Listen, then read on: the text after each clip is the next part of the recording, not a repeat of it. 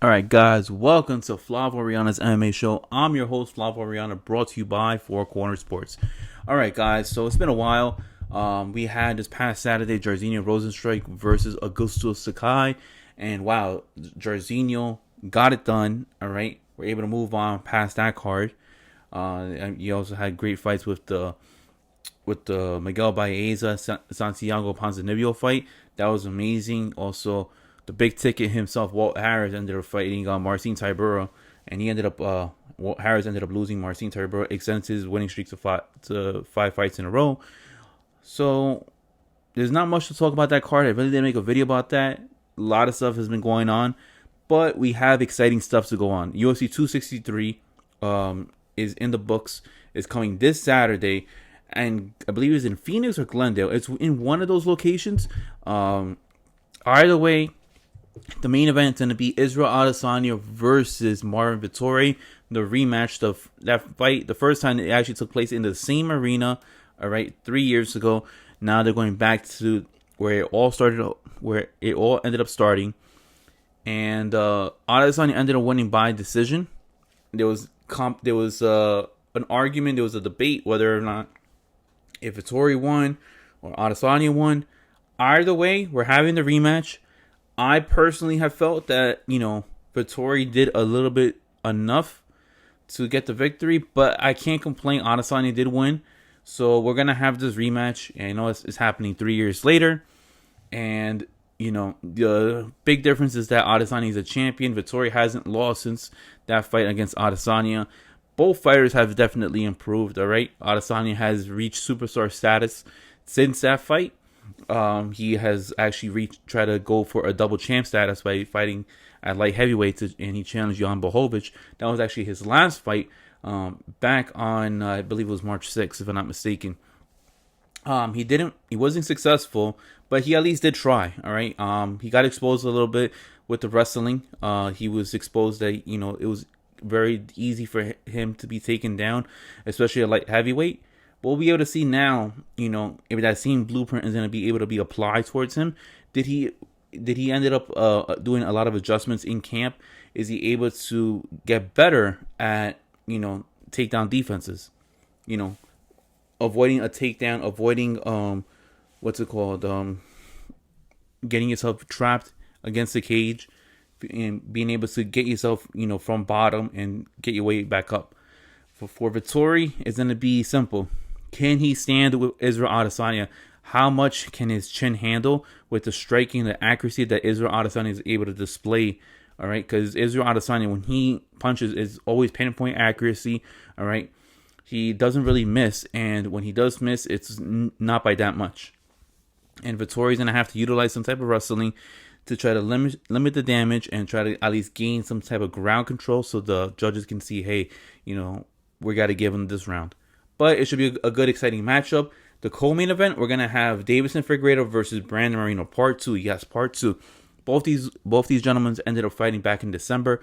If we didn't have Weili Zhang versus Joanna Jędrzejczyk back in March of 2020, then Brandon Moreno versus Deiveson Figueiredo would have definitely have been fight of the year. I mean, I felt like the 5th round, both these fighters were tired and gassed out. They were going all at it for 4 rounds, the full 20 minutes, and then going into that 5th and final round, then that's when things started to, they started to hit, the E button on the, their gas tanks. Moreno was hurt. It looked like he had like a broken arm. I couldn't tell if his arm was broken or he just absorbed way too many body kicks and he ended up blocking them, and his arm just eventually just ended up hurting. Figueiredo, remember, he ended up getting a deduction of point. I believe it was because of a kick to the groin, if I'm not mistaken. And yeah, so everything has changed with that. And with all that being said, that point deduction changed the outcome of the fight, and it ended up resulting into a draw. So we are lucky enough to see that, hey, now we're going to have this in the co-main event. Will it live up to the hype? I'm not entirely sure, just due to the fact that we have had past experiences where rematches not living up to the hype. I think one of the few rematches that has lived up to the hype was Conor McGregor versus Nate Diaz. That ended up going all 5 rounds. I guess you could say Conor McGregor versus Dustin Poirier. The rematch would happen in this January. that just passed, that also kind of lived up to the hype. Can't really think of too many rematches that lived up to the hype compared to the initial fight. Maybe you could say, what's it called? Stipe Miocic versus Daniel Cormier. Maybe John Jones and Daniel Cormier. But it's really not that much out there. But very excited to see that rematch of Deiveson Figueiredo versus Brandon Moreno. In my opinion, that should be the main event. But I totally understand why the UFC is going to have Adesayna being the main event, because he is the heavier opponent. Usually the UFC want to put their heavier fighters on the top of the card. Like the heavyweight, like let's say the heavyweight division is always going to be the main event. Like for example, if it ever came down to Francis Ngannou and I don't know, Kamaru Usman, you know, they're going to clearly go with Ngannou being the main event over, you know, Kamaru Usman, who is the welterweight champ. I'm just giving you guys an example. But yeah, I understand why Deiveson Figueiredo versus Brandon Moreno is not in the main event. Israel Adesanya has a huge following. Brandon Moreno versus Deiveson Figueiredo was definitely a great fight, but it's a great fight to have in the co-main event. Now into that third slot, things get a little bit spicy over here, because we got Leon Edwards, right? Leon Rocky Edwards, he is making his, you know, return, right?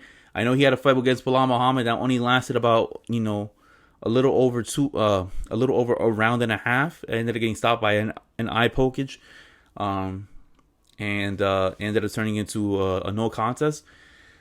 But yeah, Leon Edwards, he is going to be into the octagon against Nate Diaz. Nate Diaz is coming back. Last time we ended up seeing him was in Madison Square Garden against Jorge Masvidal. That fight had to get stopped. But that fight ended up getting stopped, not because of eye pokage, but because of the fact of the scar tissues in Nate Diaz were so bad. You know, they ended up opening up just like usual. And he started bleeding, you know, excessively, where the doctors, you know, that were at the arena at that fight ended up saying that it was unhealthy for Nate Diaz to continue the fight. So they ended up stopping the match, giving Masvidal the victory, and then him winning the BMF title.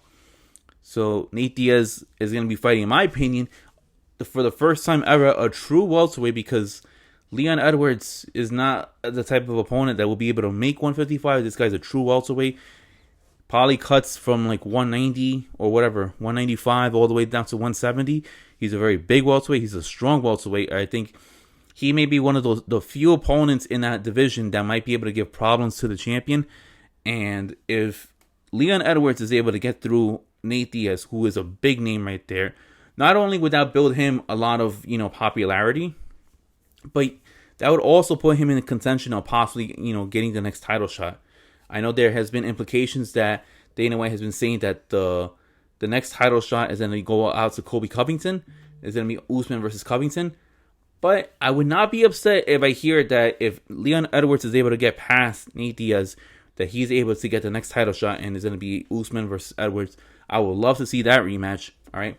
That's actually the last time that Leon Edwards has lost. He actually lost to Kamaru Usman back in 2015, and he has been undefeated since. Nate Diaz, last time he fought was against Jorge Masvidal. I think personally that fight should have been able to continue.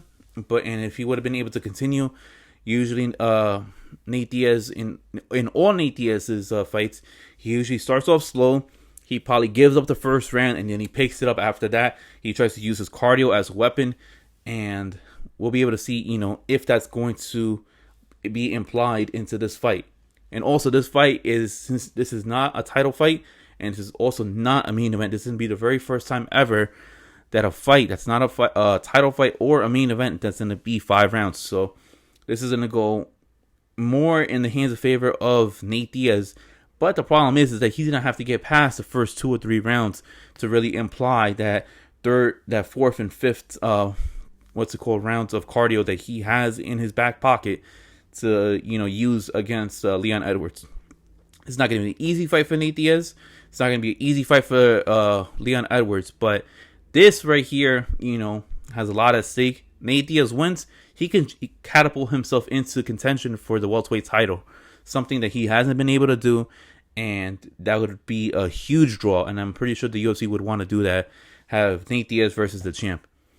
In that the second fight of the main card is going to be Bilal Muhammad versus Damian Maia. this guy's most likely, if not, it is the final fight of the career of Damian Maia. Damian Maia, this guy, legend of the sport. Guy doesn't lose to bums at all. I mean, guy has lost. I think his last loss was against Gilbert Burns. That was also his last fight. That fight was in Brazil, and he's actually the only lost to really good fighters. Lost to Anderson Silva, lost to Kamaru Usman, lost to Tyron Woodley. I mean, this guy, dominates. What's it called? Everybody that's not the elite of the elite. We saw what he ended up doing to Ben Askren. He makes people tap out. This guy's a wizard on the floor. Bilal Muhammad has a lot at stake, going into this fight, because Bilal Muhammad had the eye pokage. He had a cut in his cornea, and he wasn't able to see, in that fight after the eye pokage. That's why that fight was stopped against Leon Edwards versus Bilal Muhammad. Now Bilal Muhammad is going to be able to get back into the octagon now with fans in attendance. Face Damian Maia. Is he going to be the one to give Damian Maia his last loss in the UFC, or is it going to be Gilbert Burns, who he ended up fighting at the beginning of the pandemic in 2020? Me personally, I do feel that Damian Maia is going to be able to get the job done. I think that Bilal Muhammad, I think he likes to wrestle and stuff like that. I don't think he's going to want to be on the floor trying to wrestle with Damian Maia and then get caught in a what's it called? In a guillotine chokehold, or in a heel hook, or anything of that nature. I think Damian Maia is just too much of a wizard on the floor that he's going to be able to get the job done and force Bilal Muhammad to tap out. And then lastly, the first fight of the main card is going to be Jamal Sweet Dreams Hills versus Paul Beer Jew Craig. All right. I'm actually very looking forward to this fight.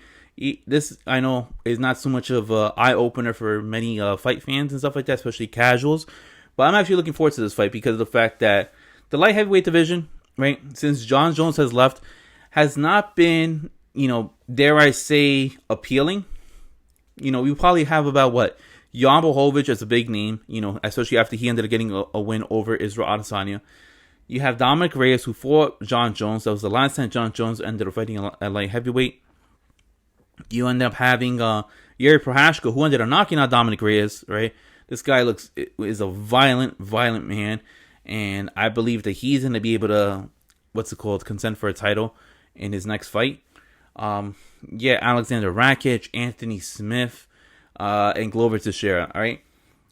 Paul Craig is the 14th ranked light heavyweight in the world. Jamal Hill is the 15th ranked light heavyweight in the world, all right? Paul Craig is 5-4 in the UFC. All right, lost to Tyson Pedro, Jimmy Crute. He ended up losing to Khalil Roundtree. Who was it that he ended up losing to? It's a preference of fighters that he ended up losing to. But yeah, he has lost, to fighters who are just coming up. And Jamal Hill is on the come up. All right, his last fight was against Oven St. Preux. OSP, and he was able to get the job done. I mean, Oven St. Preux was a former title contender, fought against Jon Jones, and I gotta say, with the performance that he ended up putting on Jamal Hill on OSP was pretty remarkable. Pretty remarkable because OSP is no slouch. He's not no type of scrub or anything like that. For him to get that done over him, I was very impressed. Now, it's a little bit of a step up in competition. Paul Craig, if Paul Craig is able to get past Jamal Hill, maybe we're able to say, hey, Jamal Hill, he's not officially ready to get into that upper echelon in the light heavyweight division. Maybe he's only, he needs a little bit more time to grow. Give him a couple more fights. But if Jamal Hill's able to get past Paul Craig, then we're able to say, okay, fine. Give him, Misha Serkinov. Give Nikita Krylov. Give him, Ryan Spann if Ryan Spann doesn't get past Johnny Walker. All right, give him those type of fighters, and then we'll be able to see Jamal Hill. I believe he's only 8-0. He's very young into his career, but I think he has a high ceiling in this division with the fact that, hey, this division doesn't really have a lot of big names out there. He could easily catapult himself inside of 2 to maybe 4 more fights into some serious contention in top 5, if not top 3, trying to battle out for a light heavyweight title. But yeah, guys, so that's everything on this card that's coming up this Saturday. That's what my opinions. I believe that Israel Adesanya is going to get it done. I believe Brandon Moreno, we're going to have a new champ of the flyweight division. I think Leon Edwards is going to stop Nate Diaz, and he's going to catapult himself into a title fight for the welterweight title. Damian Maia is going to force Bilal Muhammad to tap out going into retirement. Damian Maia is going to go into retirement, not Bilal Muhammad. And I believe Jamal Sweet Dream Hills is going to be able to knock out Paul Craig. Paul Craig, his win against Shogun was great, but he's going to fight a young lion in Jamal Hill. I just don't think he's going to be able to get it done. I think Jamal Hill is going to be able to put to sleep Beer Jew Paul Craig. Until then, guys, I am Flav Orellana. Thank you for tuning in. Please hit the like and subscribe button. I'm going to have a post-fight recap come Saturday night, if not Sunday, for UFC 263. So then, guys, I'll see you guys later, and peace, guys. See ya.